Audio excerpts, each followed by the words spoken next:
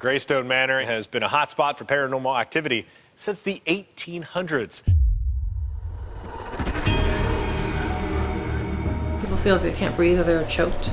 They feel a sensation literally of having a hand on their throat. And then all of a sudden she started feeling her back was burning and something had scratched her back. There's 17 people buried back there. I'll take you to that area. And then we were hearing growling coming out of the... We don't know what it was. We've had like 3 or 4 different people experience that now. Tell us that they were hearing growling coming out of here. But it's a deep growl. It almost sounds like an engine starting up. It's a really low, weird growl.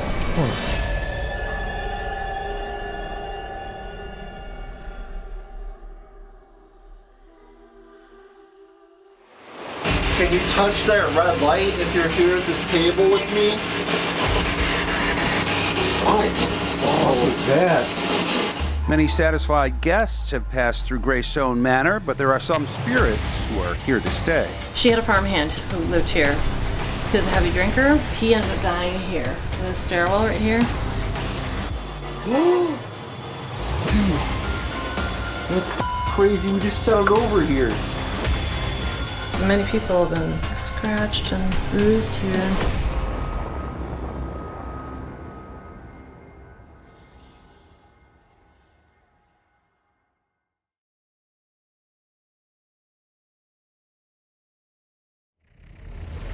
Alright everyone, so today we are in Gasport, New York at the very notoriously haunted Graestone Manor. Tonight I will be doing a full paranormal investigation and tour of this house and property. In 1990 there were 17 Erie Canal workers that were found here on this property, and just a few weeks from now they'll be digging up more remains that were potentially found here on this land. People like Nick Groff have been here, and all types of different ghost teams. So we're gonna see what we can capture for ourselves tonight. We're already inside the house and it gives off a very strange vibe. There are some rooms in there that are very heavy feeling, like you just get that overwhelming heavy feeling when you walk into the rooms. So it'll be very interesting to see what we can capture tonight on our equipment. Before we investigate tonight, Heather Madison, the owner, will be giving us a full tour of the house and the property. So it'll be very cool to hear the history and all the stories she has to tell before we go into the investigation. With that being said, let's go check this place out and get into it.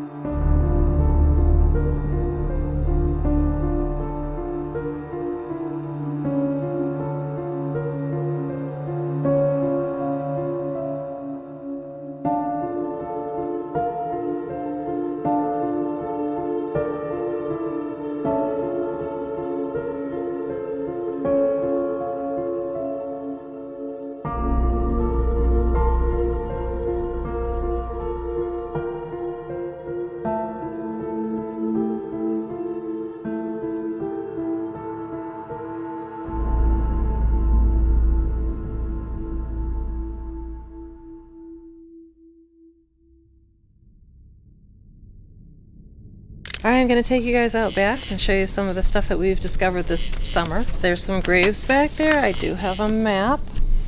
So I'm going to take you into this mapped area.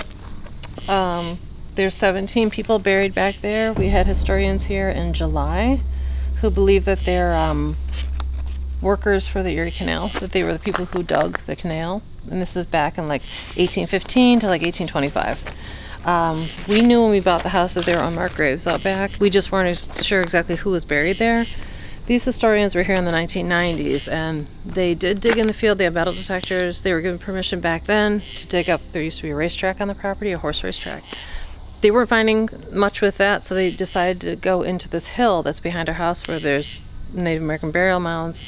But what they found was they were finding coins from the 1700s, and they were finding pieces of china and blue glass and like little clay pipes and all kinds of weird stuff back there that didn't make sense. Like, why would it be in the middle of a farm field? But then when they heard about the bodies, I posted some stories. This is back, and I think this spring, about there being unmarked graves here on the property. We knew that from the previous owners. They told us the same thing, that there were grave markers. Don't mow into certain areas because you would hit the tombstones with your mower and like ruin the blades. But when we moved in, those were gone. Those were missing, those markers. So we think when the house went into foreclosure, after the previous owners left, they left it for about 4 years. I think the bank might have hidden those or ditched those markers. So then when these historians heard about that, they put two and two together and said, you know what, that mound in the back where we found all the china and all the weird coins and stuff probably ties to workers being back there. Erie Canal was dug from like 1815 to like 1825. So there probably would have been hundreds of people back there. Would have been like a shanty town, like tents and stuff, where the workers would have camped while they were digging, and then they would keep moving up the canal and moving their campsite up as they went up. Wow. So they reached out to us in July. They came out. The one historian who works for the cemeteries, I think he said he worked for Lancaster and Wilson cemeteries. What he does is he uses dowsing rods to find graves. And this goes into the cemeteries when they're wanting to move tombstones or they're trying to examine a body. Like, you use the dowsing rods, they'll tell you exactly where the person's buried. And then they can dig. So he's been doing this for years, for like 30 years. And he came here, doused the graves. He walks north-south looking for the graves. If they're Christian burials, because they thought they were Erie Canal workers, they would have been Irish or they weren't Native Americans. So they would have been buried east-west is how they bury people. I didn't know that. So they'll walk north-south looking for the graves. And they found 17 people. And they're all buried east-west, meaning the Christian burials, and they all are males. If you hold the dowsing rod over the grave, it'll point either east. If it points east, it's a male. If it points to the west, it's a female. And every one of those graves is a male, meaning they were either War of 1812 soldiers. There'd be no other explanation for them to be all males and no family plots. It wasn't like they were buried in groups. Either they were buried separate. See how they were all like on their own. So it's not like mom, dad, kids. They're not buried in like family plots. They're all sort of buried separately. See how these guys are? So they lost thousands and thousands of people digging the canal to malaria and sickness, and they were using explosives and all kinds of stuff. So people were dying. It was the Irish famine people. So it was they really was no family to bury them. It wasn't like they had time to put them in cemeteries or money. So just as people fell, they just buried them. So so they're all excited because they're pretty sure that's what's going on back here. So they want to exhume one. They'll exhume one grave. They're thinking this one, because this one is a little bit further out in the field. I'll take you to that area to show you. Because he's not in the trees, and they can dig that up. And after 200 years, there would be nothing left. They would have been buried in pine coffins. So what they're going to look for is they're going to look for just an outline of nails, like in a toe pincher shape probably, would have been like standard coffin. And then looking for anything that would have been on the body, maybe buttons, or if they buried him with anything, like bottles or some sort of possession they would have had that wouldn't have disintegrated over time. Because now the pine coffins are just dirt now. But there are sink spots where the coffins are. We knew that from mowing the lawn back there, because there would be divots in the ground, but the coffins would collapse, and then it causes like sink spots. So when he marked these graves off, it was right where we knew there were a bunch of sink spots. So when you mow the lawn with a riding lawnmower, you feel it. You drive through these like divots. So that was messed up. So I'm gonna take you back there. I know it's getting dark, but you're gonna see a little bit.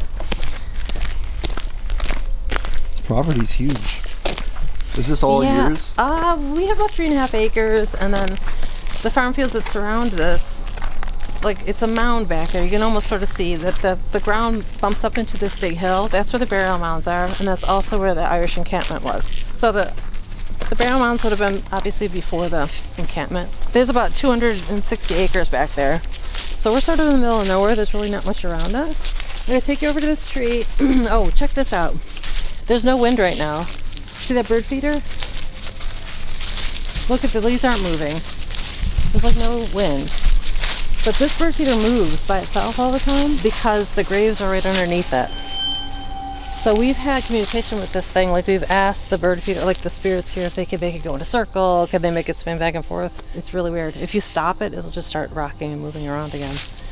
But we have done EVPs under here. We've gotten all kinds of stuff under here. Equipment will light up and all kinds of stuff. But the theory is if the tree roots, so when you look at a tree, these tree roots extend as far as the root system, and the graves are right all within this root system. So it's probably picking up the energy of whoever's buried under here. And one of them is a little boy named Ben Root. There was a tombstone here that said Our Ben on it. And the lady who lived here before us, she dug that tombstone up and she put it in the house as a decoration the whole time she lived here because she thought it was a racehorse grave. She didn't know it was a little boy of the Root family. He was probably about 4 or 5 years old. So he's right here though.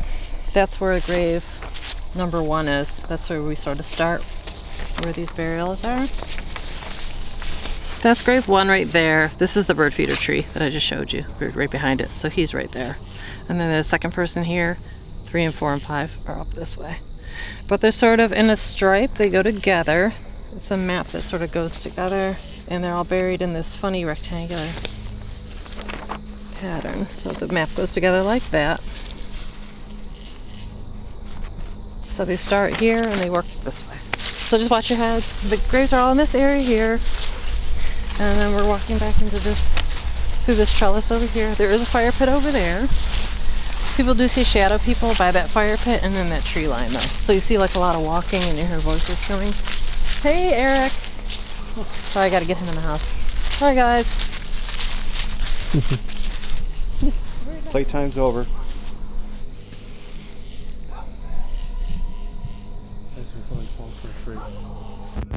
So back in here. Alright. Watch your head, come over here.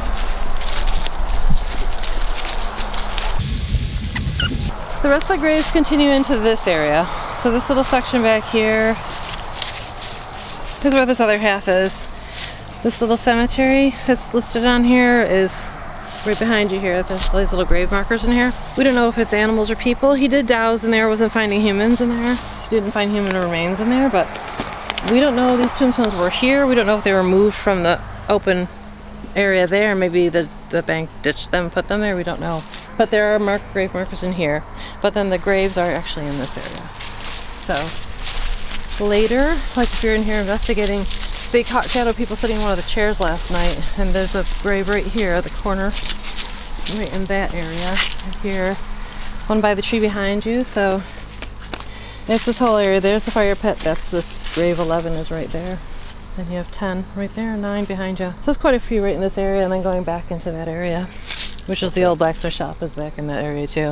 But then we see shadows because we were watching this all in that tree line and then we were hearing growling coming out of the, we don't know what it was. It just sounded like an animal, but we don't have no idea what kind of animal it was. And we've had like 3 or 4 different people experience that now. Tell us that they were hearing growling coming out of here. But it's a deep growl. It almost sounds like an engine starting up. It's a really low, weird growl. Huh. We have no idea what kind of animal it is. We were out here Friday. We had our paranormal team out here. And one of our investigators was sitting over by that tree. And we were getting all the meters going off because it was on the grave. He was over on grave 15. So he was asking questions. And we had this stuff on top of the graves. And we were getting responses. And then he started asking questions, and then we got this growl, and he said it sounded like it was about 6 feet in front of him, but there's nothing there. It's just grass. And we were using the high intensity flashlights to get eye shine back. We were seeing if it was like maybe a deer or something, an animal, and we were seeing no eyes coming back at us. I have no idea what that stuff was. So if you hear growling, it's really weird. We get weird lights that hover above those trees back there too. I have it. We filmed it a couple years ago. These balls of light, they're golden balls of light that are big, like softball size. They're not small. It's not a star. It's not like a Chinese lantern. And it moves, it hovers above the tree lines, right at the treetops. And sometimes they'll shoot towards people here. Sometimes they'll just move erratically and then disappear. So are they like high in the sky, or are they? No, they're right on the tree line, right at the treetops. Wow, that's crazy. We filmed one. I mean, I can show you that we have. But people have seen it. We've seen it many times. And then they show up on the tree lines across the street too. And the people who live, I mean, there's acreage between, if you look at like Google Maps of this location, there's nothing but farm fields back there. So you keep going, there's multiple farm fields, and then there's a road back there. And the people who live like directly behind us this way, they asked us, they were here one time and asked if we saw the lights in the trees. Because they see them from their side too. So they're sort of between us and the trees. But they're like will-o'-the-wisps in Ireland. They would say these fairy lights that appear. And then Native American culture, they say that these lights appear above burials.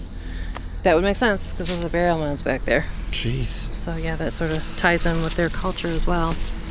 Okay, so we're gonna go, don't trip, but we're gonna go behind you. There is a blacksmith shop back in there, but it's pretty, I'm not sure how cleared out it is. If you want a blacksmith shop, Oh, really? Okay. it's the foundation, it's the ruins of it. There's a wedding. There's a wedding venue through the tree line over there, so yeah, you might be hearing some music for a little while. Usually it's not that loud. It sounds like a Native American. Yeah, I thought that's what it. Oh, that's even weirder. You guys might get some weird stuff.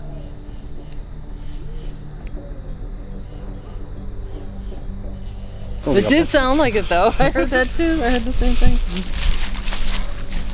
so, alright, just watch your step because there's careful where you're walking. There's like stone path. This hasn't really been cleared out this summer yet too much.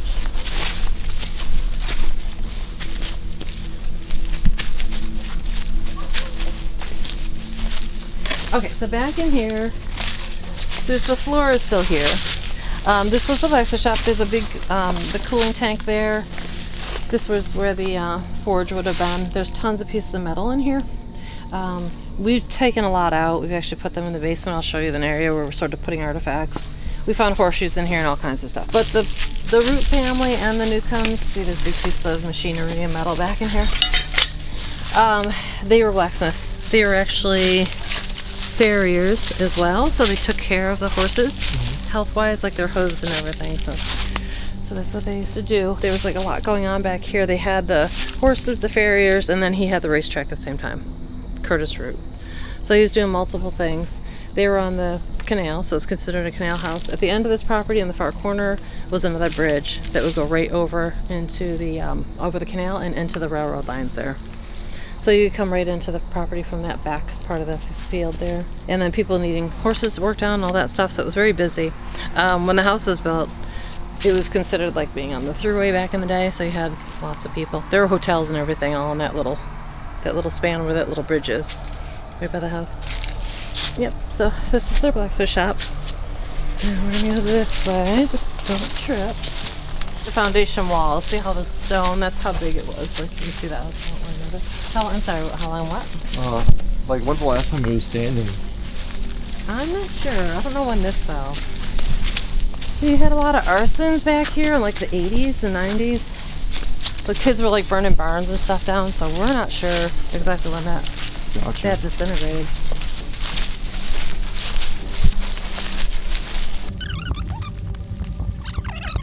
Okay, so back in here, so this is where the graves, over here, see? There's the tombstones that are in there.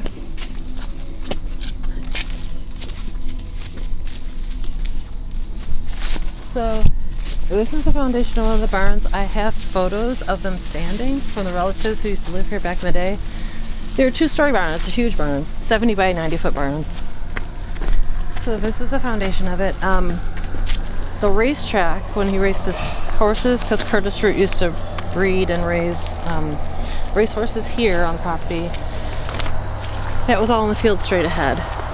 So people, you hear galloping, you hear people talking. There's nothing out in these fields at all, there's no people. And even like if a car is driving by, you're not going to hear conversations going on. But you hear audibles. So it's not just EVPs, you actually hear people talking back here. That's crazy. And it's pretty loud. And the girls who were here last night, she thought it was her husband behind her talking, and she didn't know where he was. They were all in here, I guess, doing investigation. She had gone in the house. So she thought he was like trying to prank her or scare her or whatever, because she heard him talking right behind her. She turned around and there's nobody there. So then she thought he was hiding or whatever. She got here to the barn and he was here. He had been here the whole time. So that was really freaked her out, because she said it sounded like 2 men talking, so she was really confused. She's like, what the hell was that? But yes, they got some weird pictures back here. They got this weird blue light on that, she sent it to me this morning.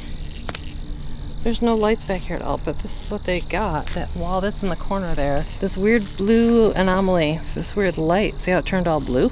That's stone. And then it looks like there's a figure standing like there. Oops, wait, in that area here. Like that figure, it looks like there's a figure there, and then this is all blue for some reason. And it's just a stone wall, you can see it. And they didn't have any lights on, nothing like that. No, anything. That's crazy. Mm-hmm. Wow. So that was super weird. I've never seen anything like that, honestly. Yep, that was last night. No, yeah, not a big mass like that. No. Mm-hmm. That's wild. Yeah, so that's pretty weird. But yeah, pretty active area. You know, Just this last would have been. night, right? Wow. Yeah, they had all kinds of stuff. They had a figure. I have a picture of it, but it's a really bad picture. She didn't send me the original, but it's one of the white chairs that are over there by the fire pit. I can try and show you what it was, but it's hard to really see because I took it off her phone. She's going to send me the original. Basically, it's the white chair that's over there, but I don't know if you see this orange and this black figure that's sitting in the chair. The legs actually like block out the legs of the chair. And there's nobody sitting. There's not like a backpack in that chair, nothing. It was just a chair. But it's all black shadow figure and then this orange light. Yeah, it is weird. I have no idea what that is. And it's not obviously not an orb. The weird thing is the shadow blocks out the legs of that chair, which is even stranger. That's what's weird. Wow. Mm-hmm. Yep, That's so pretty an bizarre. interesting one. Mm-hmm. So that was last night, so there's stuff going on. There's supposed to be northern lights tonight as well, so there's gonna be some weird stuff going on in the skies. But that's north that way. Yeah, definitely come out. It's really pretty active. And after last night, that was so crazy. But they're working on the house. They've been like hammering, working on stuff, peeling all the paint off. And whenever they do work on the house, it seems to stir stuff up. You know? Yep. Okay, so we're gonna walk through this way. Back to the house. Hey, Doug. Thanks, buddy. Good job, Doug. Hi, come on in. Good boy. Thanks, buddy. We have coyotes out back. Someone's a little very nervous when they're out at night. Oh, there's we had to kill a spider when that came up. It was huge. Oh. It was like right over here. Oh, It was no. about to crawl on me, then she scared me. We got a recording of the spirit saying my name. Ready? Look. Nice.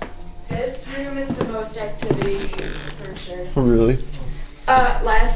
One of the first times I ever came here, this is my 4th time being here, she had like this coffin thing that pointed a light. So I think if anything passed by it, the coffin would start going off like crazy.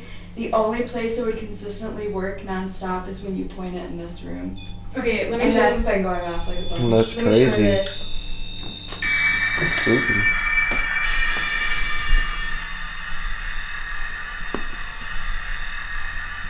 Creepier than friend ones. Wait, where was it? We have it on the actual recorder. Well, Every cat to now is different. This is was the women's parlor originally, but this is now my office.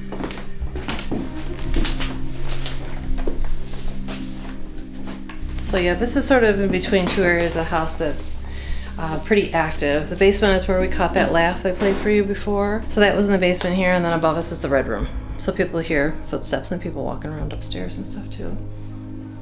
Wow, you can like feel the energy in here. Yeah, it's definitely, this area is weird. I sort of have it protected. This is my space because normally, you know what I mean, I want to have this like locked down. I don't want to have any of the energy from the house in here. And then I do like sound bath as well, so I do sound and then saging with these guys. Cool. Which is, so it's like energy healing, and it's just for cleansing, spiritual cleansing too.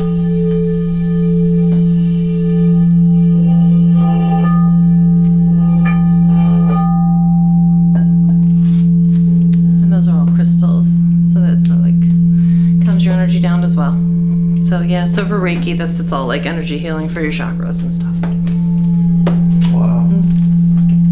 But yeah, it seems it just resonates for a while. Yeah. Yep.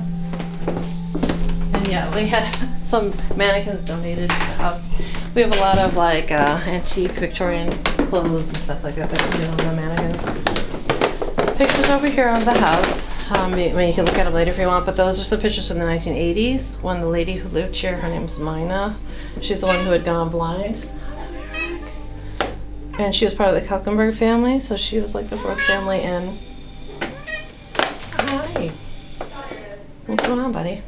And then the house fell into disrepair.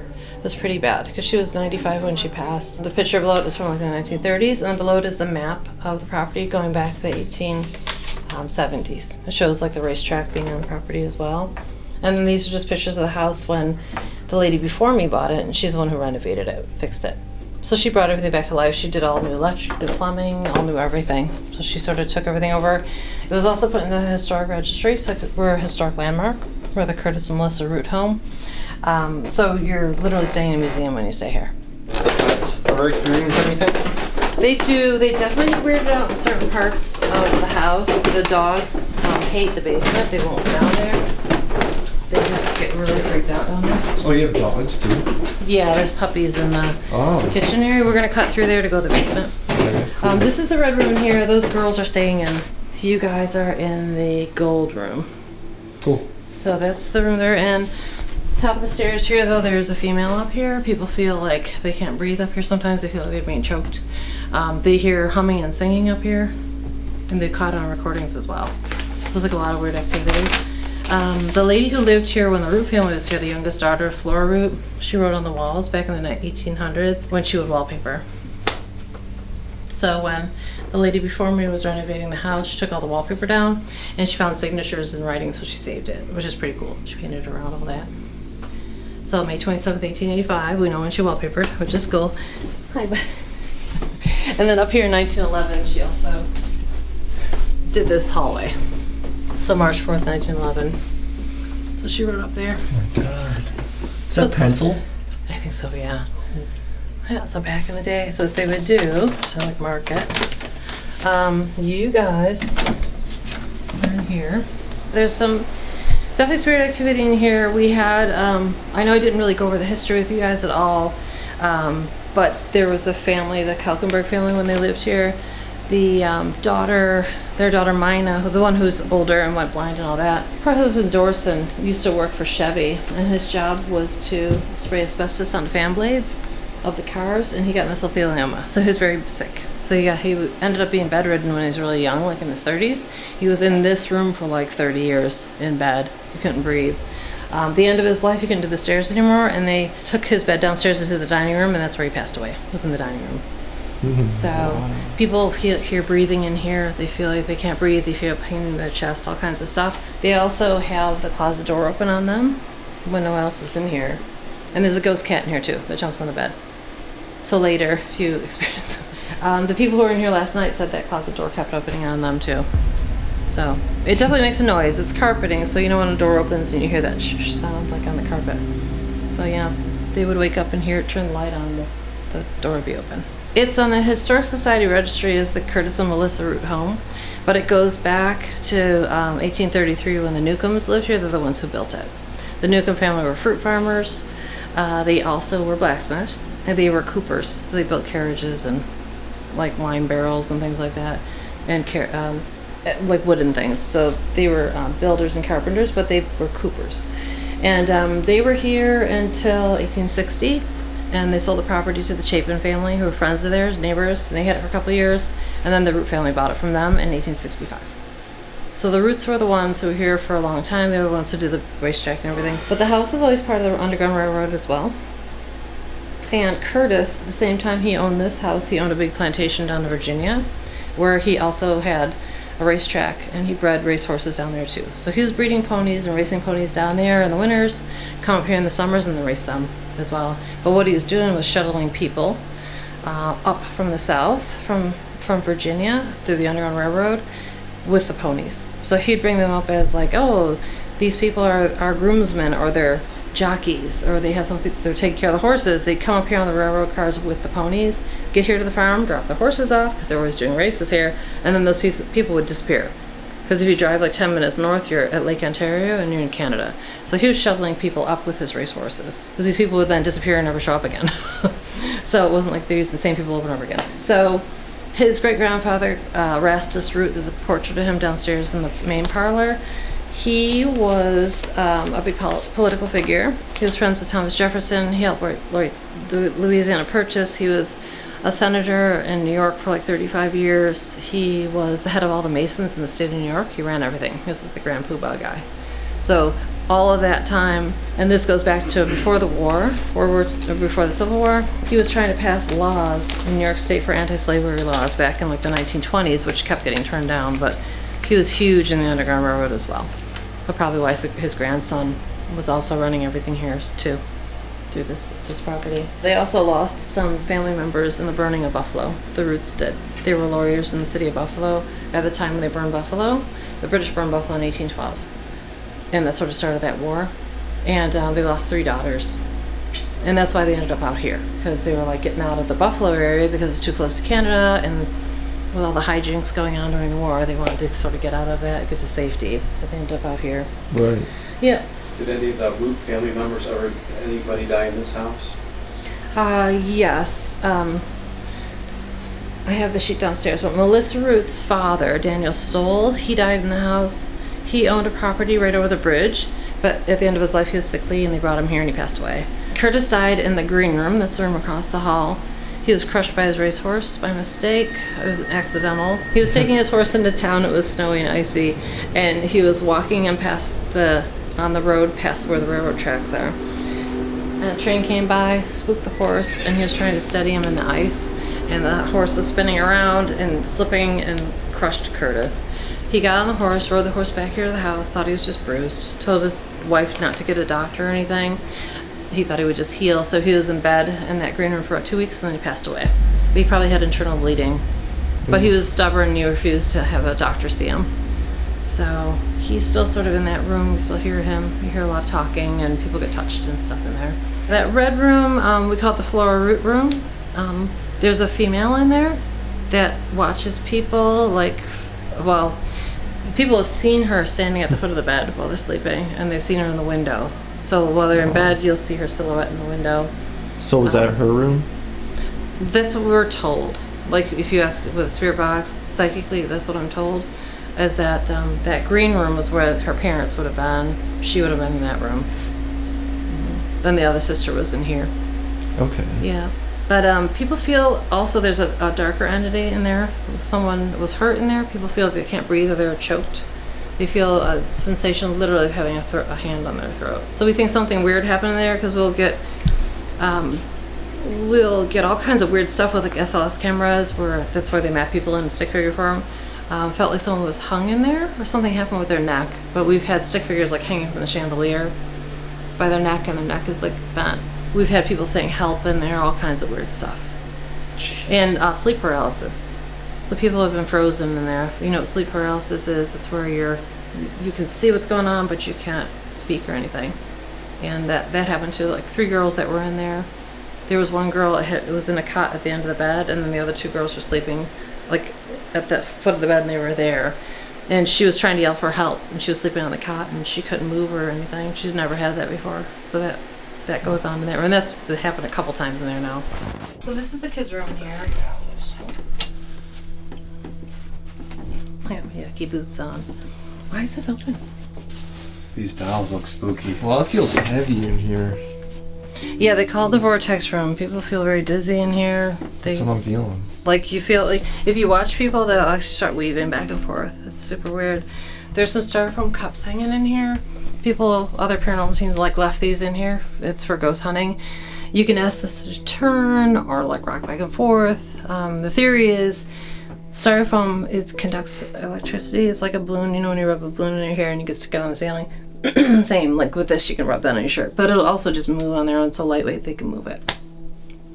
It's turning like crazy now. But yeah, so if you sit in here, there's a little boy in here named Ben. We think it's Ben Root. There's another Root family member that died, and he was about 4. But the people who lived here before us, her son used to complain about the little boy that was in the closet that would wake him up at night and not let him sleep. He would come and sit on the end of his bed and wake him up and want to play.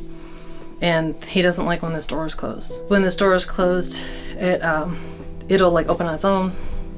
They had that happen last night. They were goofing around in here, the people who stayed. They were playing a practical joke on the one guy, and they told him that they were all in the kids' room, and he was in the house by himself. They had all gone out to the barn. He didn't know that. He didn't know where they went. And so he came up here to find them, opened the door. It was pitch dark in here. Nobody was in here. And then he went to close it, and as soon as he walked away, it popped open. He could hear the doorknob jiggle and it opened. So he turned around to close it, And it did it again. So then he left, but the door was open when he left. And they all were outside the barn. They all came back in the house later, and the store was now closed. So it was super weird. Wow. So they were definitely messing around with the doors. The gift shop camera, we have human tracking on there. And it does, like, I don't know if you ever played Sims, but it does like a little green like diamond over the figures. But I'll get alerts on my phone saying people are walking around the gift shop, but you can't get it locked. It's locked, so you can't get in there. But I do have a whole bunch of antique dolls that I got from a friend of mine who was cleaning out estates, and they're all like the old composite, like these composite dolls, and they're really old. Some are from the 1800s, like this lady here. But I'll get alerts, and it'll be a diamond over like that one will say that this is moving, and then it'll show that someone's walking over to the door. Like it'll actually track someone walking around in the gift shop, and there's nobody in there. It's super weird. I have those. I saved them. I have that footage. Yeah, that'd be amazing to see. Yeah. So those are super creepy because it doesn't do it all the time. It's random. It's like every couple weeks or whatever. It's not like every day. There's nothing that sets it off. So let's go across the hall. Cool. That's the bathroom, but it used to be the servant's kitchen originally. So it's a pretty active room for being a bathroom. The lady before me, she gutted it about 10 years ago and turned it into a bathroom. So up until then it had kitchen cupboards and everything in here. That's the original kitchen sink. It's marble and everything going back. But yeah, people have had things happen in here. They've had the closet door open up on them. They've been taking a shower and it sounds like somebody's banging on the shower door. So we've had quite a few weird things happen in here too. Wow. Yeah. The hallway's pretty active. They get a lot of motion, like people walking back and forth. So who are all these people? They're all different. Some, they're not family members. That's Carrie Root. So she would have been part of the Root family. She was married to Fred Root. So she's married to Flora's brother Fred, who grew up in this house. So she ran a Home for the Friendless, it was called. That's a fundraiser, this little thing underneath it. She did a really cool thing back in the 1800s. After the Civil War, she bought this big old Victorian house and she opened it up to all the widows and orphans of the Civil War, because back then there was nowhere for these people to go. They had to go to like poor farms or to jail. There's literally nowhere for these people to live. So she opened up this home for women and children where they could go, and like a safe place for them to be. And then she would have fundraisers. And that was open until like 2 years ago. That she bought a bigger mansion down in the city of Buffalo, and they finally did close, but all that time, so this portrait hung in there the whole time. And found out later that it's actually Carrie Root. It says right here, Carrie Root married to Fred, Mrs. Fred Root. That's the Senator Stevenson up there on the right in the bend of the wall with the guy with the bow tie. And Erastus Root would have been a senator at the same time he was, so they would have been like colleagues of each other. And I'll show you, he's in this room over here though. This is just our kitchen. You have to cut through here to get into the basement. More of a mess because we're painting the house, so there's sort of stuff everywhere. But so the basement, all the lights go on with this one switch right here. It turns everything on in the basement. If you want it dark later, just turn that switch and they'll turn everything off. Okay? Sweet. Just watch your stuff, it's really steep. So this basement was renovated by the lady who lived here before us. It was all dirt floors down here. She put this new floor, concrete floor in.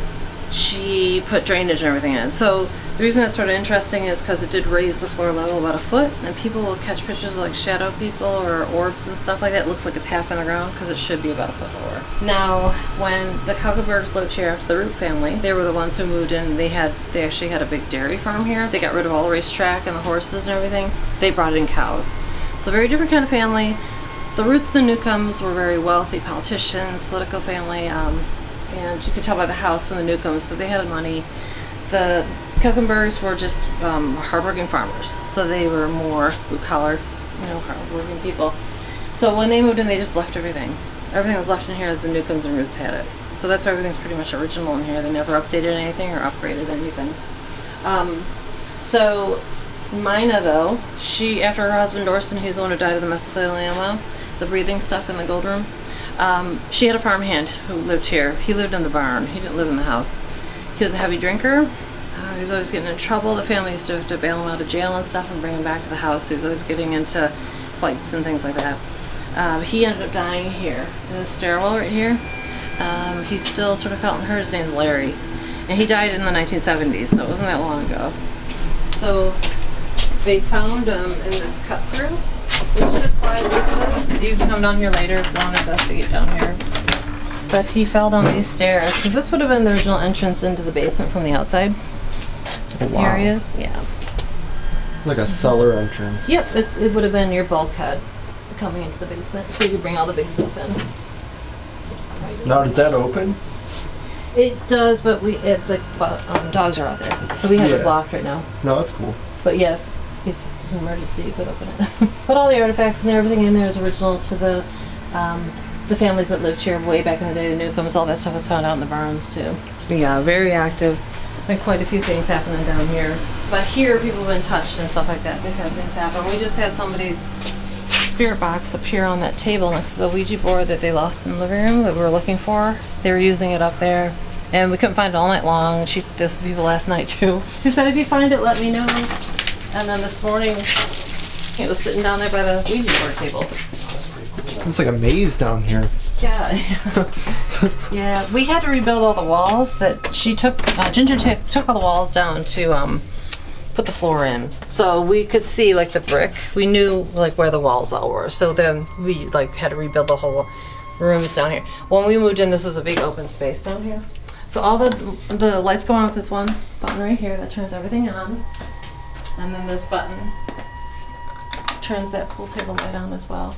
But there's pool cues behind you, so you can definitely use that if you want to play pool. TV works and everything too. That's all hooked up. It's messed up. People have been scratched down here. They've done all kinds of weird stuff. Pool balls around, like if you leave it. Yeah, footage of it. This is a friend of mine. He runs. It's POW. It's Paranormal of Watertown. So this is his paranormal group footage. And what they were doing, they were down here.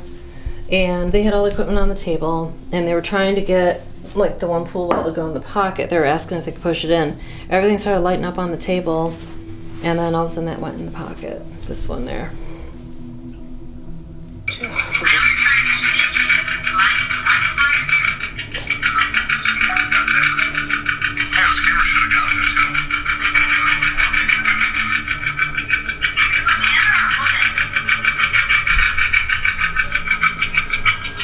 So now his K2 is lighting up like crazy. He's getting a lot of hits.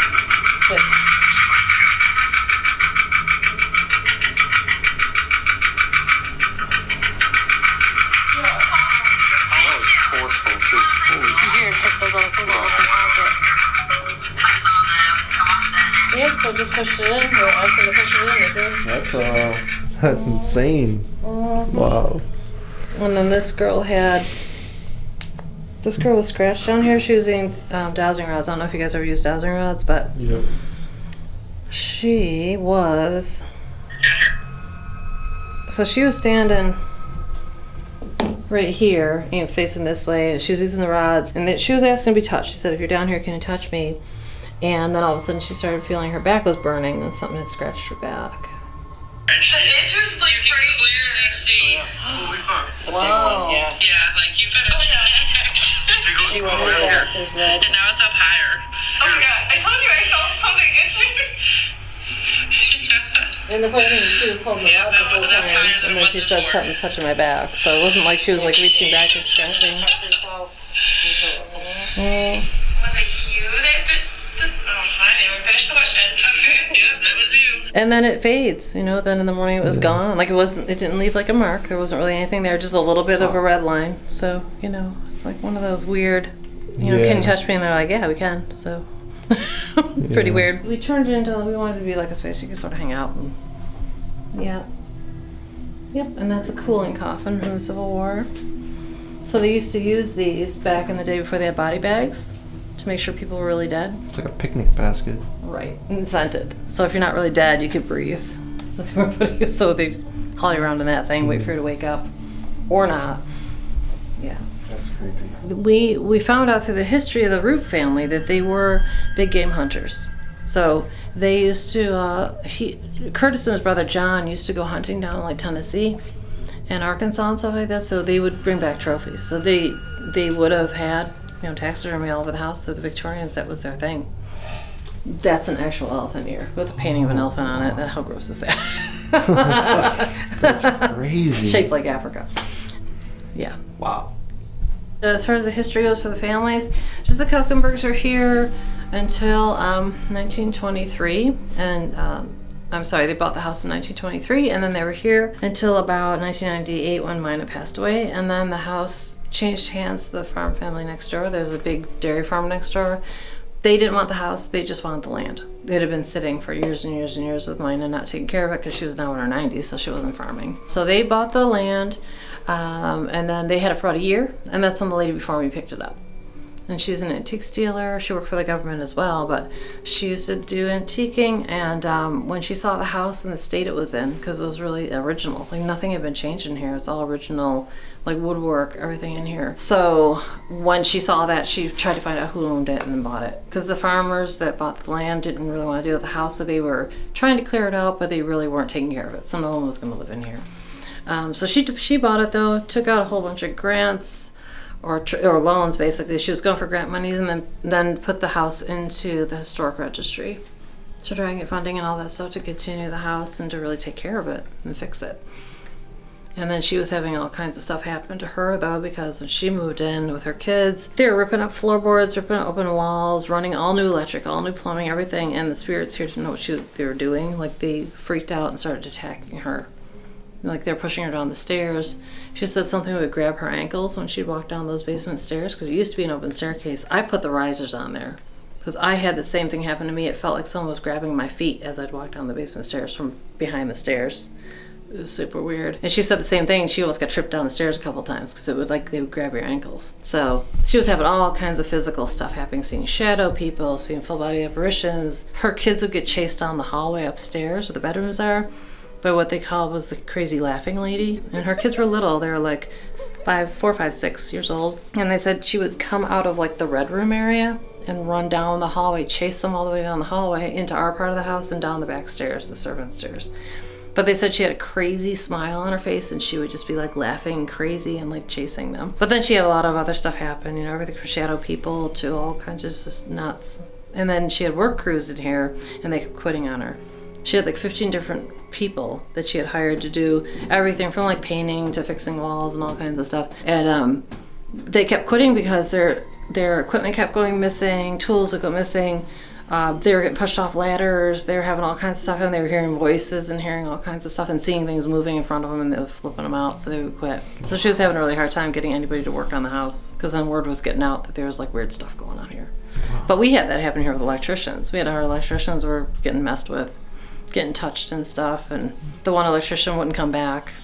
The two guys had hired they brought a third guy in to help hold the panel. We had to put like a new electric box in. And the guy held the box up, said something was on his back. Something was like messing with his back while he was trying to hold the electrical panel. We think it might be Larry, was maybe trying to help. We don't know, but because they kept hearing footsteps too, like people were like walking up on them while they were working. And the one guy was filming, he was hammering in the cut through where I showed you guys where that Larry was on. He was hammering, and then he'd hear knocking back. So he'd like, you know, tap, tap, tap, and then he'd hear knocking back, but it wasn't echoing. It would be like one knock back or like 3 knocks back real fast. Like they were messing with him, like as he was hammering. So he was freaking out, and he was filming it because it's like, what is this? Like what is communicating? Like it's almost like Morse code. He was like, I don't know what this is, but they're tapping back at me while I'm tapping. But for my abilities, I mean, I'm clairaudient, so I hear people talking. I can see as well, clairvoyant.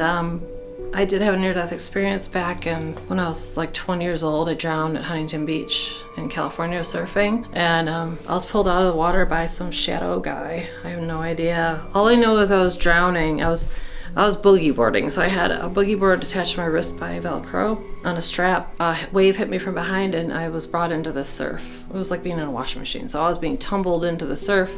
I'm a strong swimmer. I grew up with a pool and everything. Like I have no problem swimming, but I couldn't reach the bottom to kick up to the surface. I was attached to this stupid board and I couldn't get it off of me.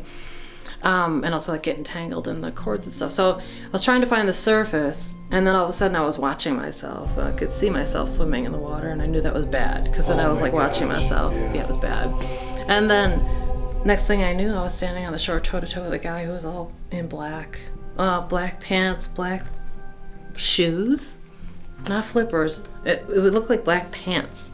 And then like black coat or jacket thing. It was all black and he was tall, because I was looking at his chest and I'm 5'8", he was tall, his shoulders were way up here. And all I remember is thinking, there's no water in my lungs. It's Huntington Beach and it's August, so there's like a million people on the beach and there's people all sitting around on blankets around me and no one was looking at us. No one was like, where'd you come from? Are you okay? Like, what happened? Like, no one was questioning, like, was I standing there in front of everybody? It was so weird, where I'd just been in the water. But anyway, I remember saying to him, my friends are probably worried about me, I should go check on them. And I turned to where my friends were. They were just maybe, I don't know, 100 feet from where we were. They were right near us. I ran over to them and I'm like, did you guys see what happened? Like, did you see that guy pull me out of the water? Like, what happened? And I was trying to explain, like, I think I just drowned. I don't know what happened. And no one saw anything. And they're like, we didn't see anybody. And I go, he's wearing all black. And then I'm thinking, yeah, he's wearing clothes, but he's on the beach. Then I'm thinking it must be a wetsuit. Maybe he's a surfer. So we started looking, and this is like happening within like 3 minutes. Like, as long as it took me to get over to them and tell them, hey, this weird thing happened. Looking, scanning the beach, and there's like nobody in black. And there's nobody in a wetsuit. There's nobody wearing black at all. When Huntington Beach is a big surf beach, it's very deep and there's a ton of people on it. But that night, I started seeing things around people, started hearing stuff. I'm hearing people talking, people trying to get my attention. And I'm like, oh crap, like, am I dead? Like, what happened? I'm seeing stuff. And the flight home from LA back to New York was super trippy, because then I'm picking up everybody's fears on the plane. I could hear people panicking. I could sense what people were thinking. And I'm like, what is going on? So I was psychic before this. It runs in the family. My grandmother used to read tea leaves, and we do Ouija boards and all that kind of stuff, so it runs in the family. But I tried to adjust, like I tried to ask them to block it for me, because it was overwhelming, because it was like everybody. It was crazy. It was just too much all at one time.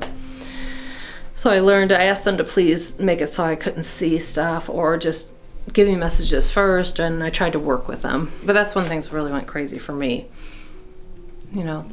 So then over time, it just, you know, expanded more. Than I was able to adjust it a little bit and then use it for good, not evil, I suppose. Because then I'm not like focusing on everybody, you know what I mean? Gotcha. Because certain people are like, okay, that's weird. But then I still will get tipped off to people like, oh, hey, this person's this or that, you know, like stay away from that person. Like, what tips you off? My guides, you know, they'll just tell me like, oh, stay away from this person, or you know, be careful here, or don't go out tonight, don't drive, don't do this, because you know what I mean, like I'll get warnings about certain things. Yeah. That's pretty cool. They're not always right, but you never know, or who knows, maybe they are. I try and do what I'm getting though. I try and like pay attention. The shadow people are like obviously outside, but the basement, you do see them. You see shadow people up in the hallway too. We get people here and were being photobound by a black shadow figure as well. This thing. Oops, sorry, like that and like that. It was manifesting, but they're in different parts. See, they're not standing in the same places. And then, here as well. See, it starts to come in. Is that Dan Clace? Yeah. Yeah. I knew he looked familiar. Yeah, Tim Shaw was filming this too, and he stopped and he goes, you guys, something's like jumping in front of the camera. He kept making them pose in different spots, thinking it was, but he had a big camera, so it wasn't like it's not his finger or anything, like there's nothing blocking it. And like many people have been like scratched and bruised here. Wow. That's a massive bruise. That person woke up in the morning and they had like scratches. Shit. Yeah. Pretty crazy. That's wild. And they send that to you? Yeah, well in the morning they'll be like, yeah, there's something on my back. Yeah, that's weird. I'm trying to find those shadows. So these people were down here, was taking pictures, and they were getting that same black shadow thing. See, it keeps like photobombing their pictures. That's weird. But it's not all in the same spots on their camera or anything, and it's with a cell phone. I think it's up here.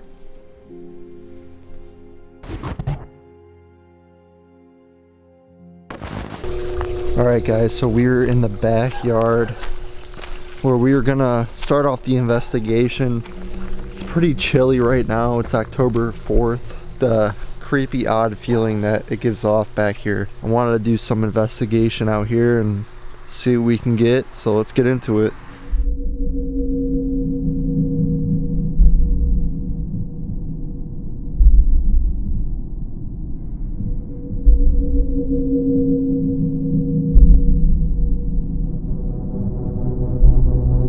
Alright everybody, so we're gonna start off the investigation here outside of Graestone Manor. Apparently there's a lot of activity that goes on the grounds around the actual building. Remains are apparently buried around this property, around this tree from the Erie Canal. So we're gonna pop out the spirit box as always and see what we can get. This is right by the bird feeder that she showed us that was swinging back and forth while she was giving us the tour. Let's see what we can get here. How many spirits are on this property here at Graestone Manor with us? Can you please give me a number?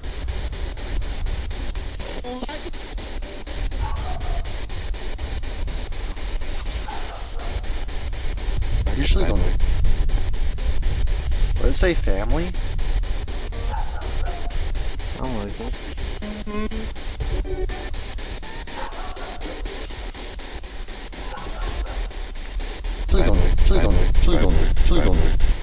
If you're here on this property, you can use this device I am holding to communicate with us.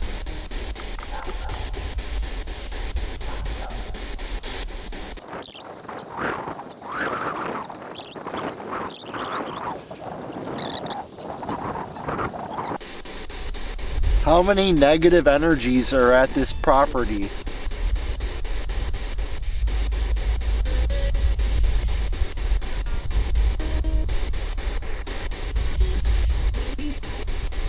Did it say 35? You hear that? I thought it was 30. Did someone named Larry die on this property?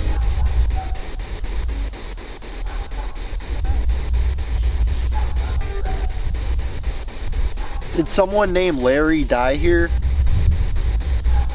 Well, What was that? It was like a distorted, 12.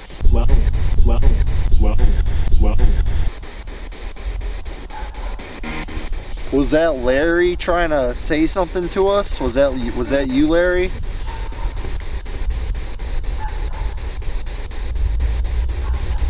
What was that? No way you're gonna hear that type of voice on a radio show or something. That was like deep and like mysterious sounding. Yeah, it was.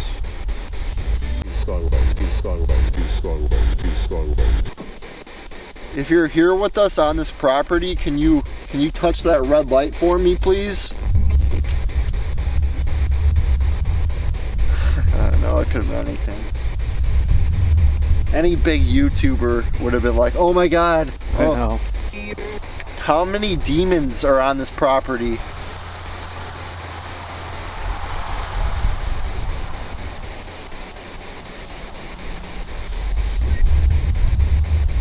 How many demonic energies are here with us?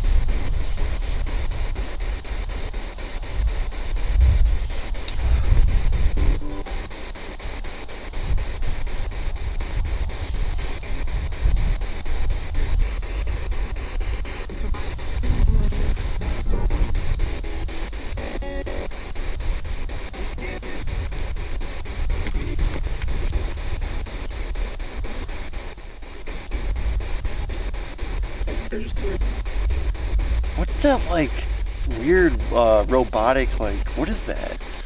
I don't even know how to describe it. That's like the what, second or third time we heard that. Yeah. Alright guys, so we just came further into the backyard. Gonna do another spot of investigation. Now we're past the tree. We're pretty deep back here by the fire pit. Yeah, we got our stuff set up here. Let's see if we can get anything in the deep backyard of the Graestone Manor. Is Dorson Rosman here with us tonight?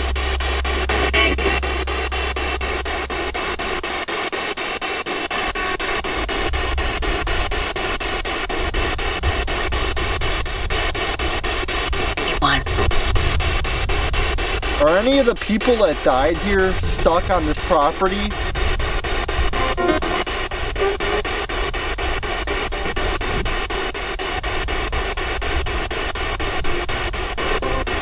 Can you give me a number of how many negative energies are here?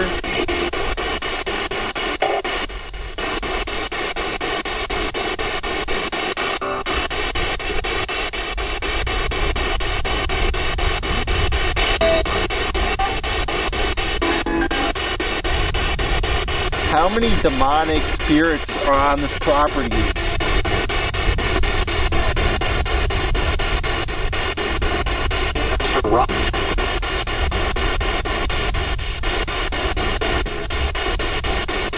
Can you touch that red light behind me if you're buried on this property?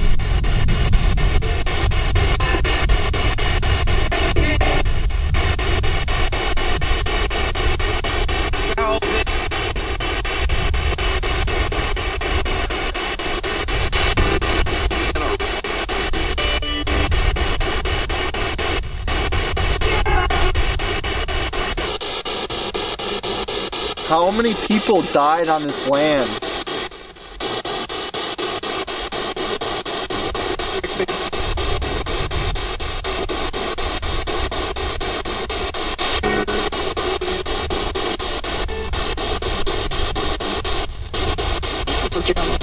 Is there any spirits of animals here?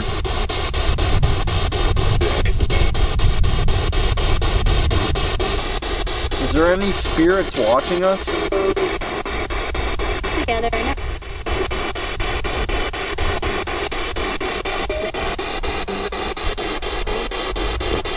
Is there any Erie Canal workers that are buried here that would like to communicate or...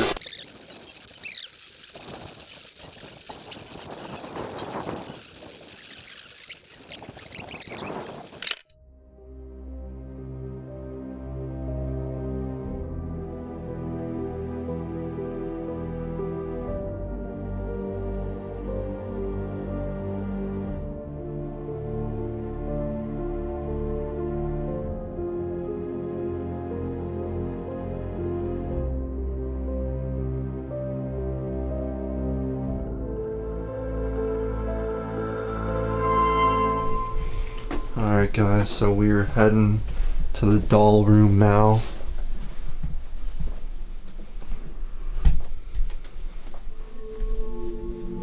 Gonna do an investigation in here. See what we can get. Probably one of the creepiest rooms in the entire house.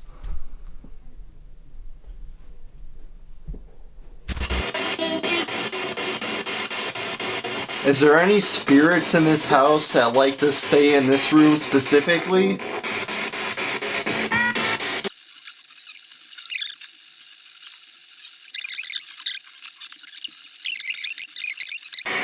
Can you touch that red light right behind me?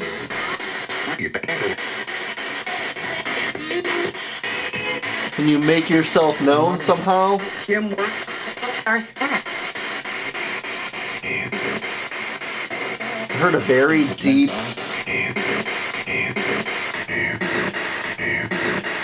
Is Larry here with me tonight?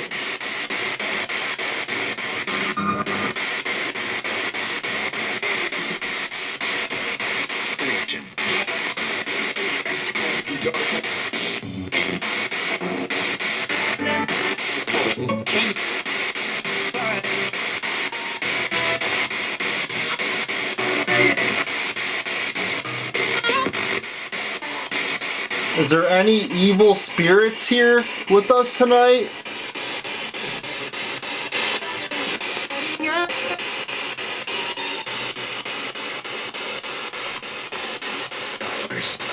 Ooh, I heard something there.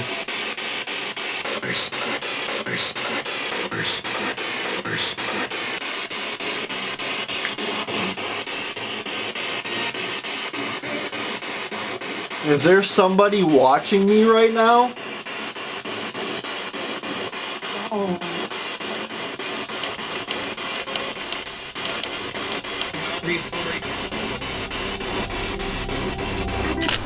Alright you guys, so we're in the basement now.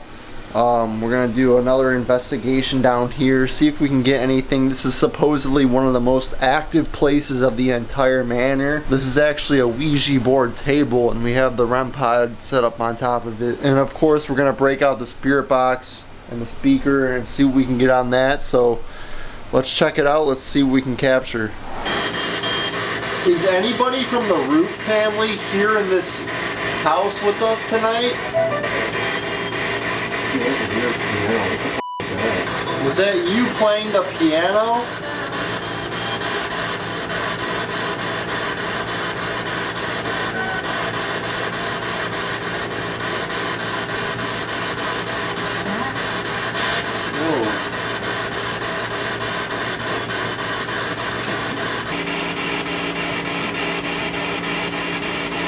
Is there somebody here at this table with me I'm sitting at?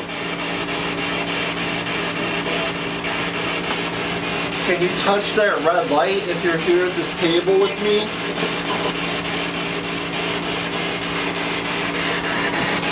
What? What was that?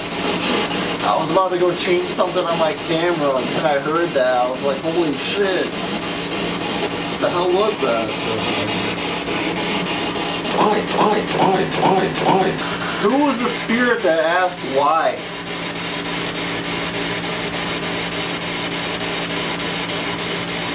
Can you give me the name of whoever asked why? What was that?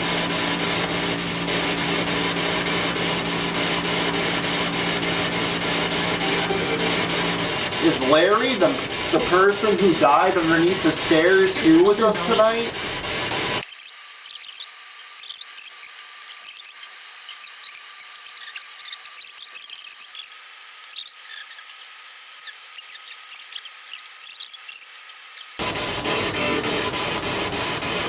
Put the REM pod on it and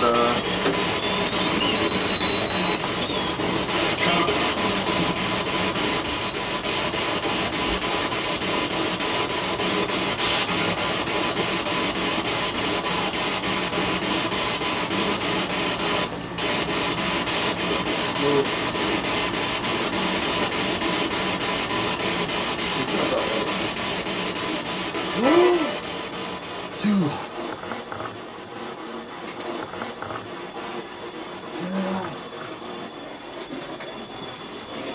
That's crazy. We just settled over here.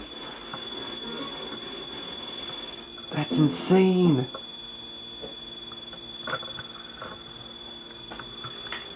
We just set it up over here, the REM pod, and it just started going off like crazy right where Larry died.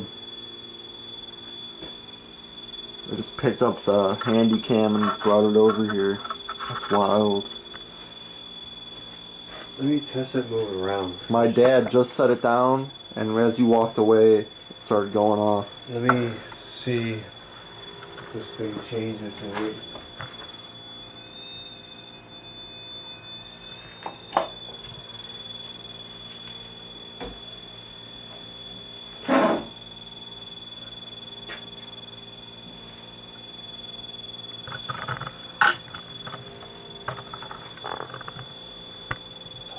You want me to hold it, or? No, I mean... What the hell's going on here?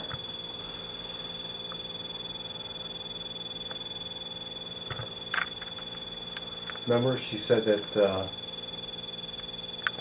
what did she say, that this was not, the basement wasn't built deep enough or something? Or it was built too high?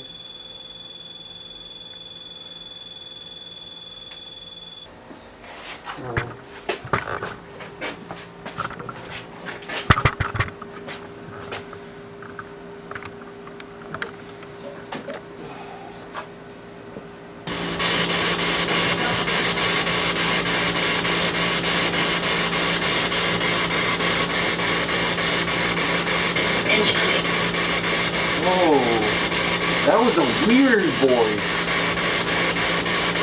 Probably one of the weirder ones we've heard tonight. It sounded like pinch me. It said pinch me, which is strange, but that's what I heard. Did someone say pinch me?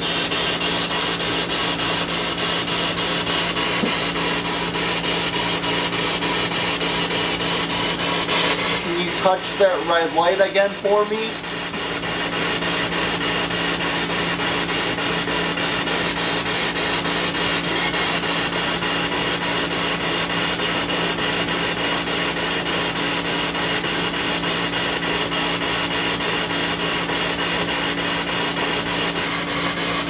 How many demons are here at Graestone Manor? Can you give me a number using the spirit box?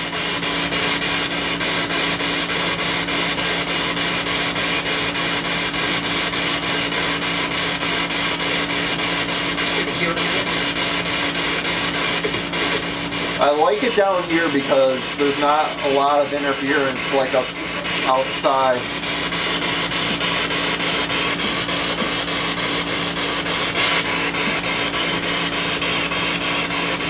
Do you want me to leave?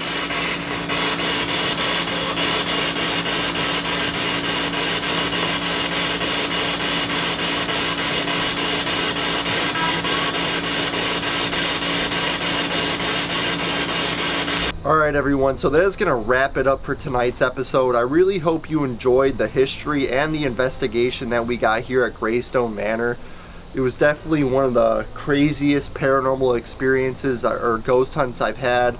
Just an overwhelming feeling of dread inside this house, and we caught some truly crazy things on the spirit box last night. The REM pod even went off a couple times. So it'll be really interesting to see what we capture when I look back at all that footage, because obviously when you use a spirit box, you catch a lot of things after the fact, like when you're editing the video. So it'll be really cool to see what we got in those clips. I would love to come back to this place. The owner, Heather, was great with the tour and history. If you're ever in the upstate New York area, I definitely recommend you come check this place out. It lives up to the hype. The basement was probably the best part of my investigation, where I felt like I probably captured the most evidence. So that'll be really cool to look back and again see what I got. But I really hope you guys enjoyed this episode. Please drop a like, leave a comment of what you thought, subscribe to the Ghost Files if you haven't yet, and I will catch you guys in 2 weeks for a brand new paranormal episode. Peace out.